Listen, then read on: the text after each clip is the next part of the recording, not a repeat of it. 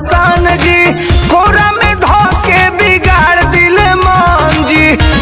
ए राजा ए हो इहे रहन राउर पड़े ना पसान जी, कोरा में धोके बिगाड़ दिले मान जी।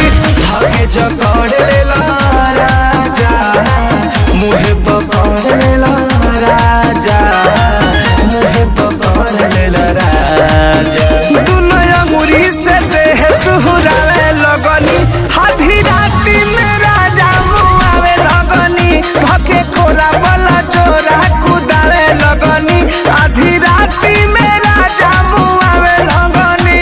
दादा रे अंगे अलंग सरका पे लगल, पातर शरीर आई हाथे लगल। राजा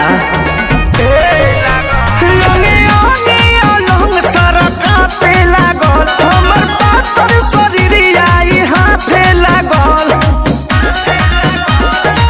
लागल पियास लागल पानी, एगो तो बात हमार मानी, एगो तो बात हमार मानी।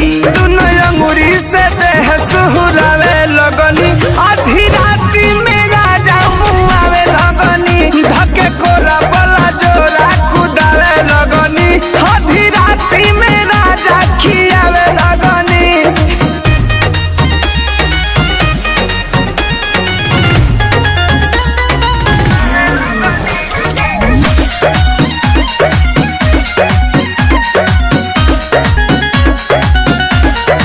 पलंग से नीचे बिछा के बोरी, धके रगड़ दिल दुनोरी।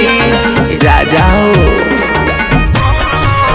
ओहे पलंग से नीचे बिछा के बोरी, रउआ धके रगड़ देनी दुनोरी।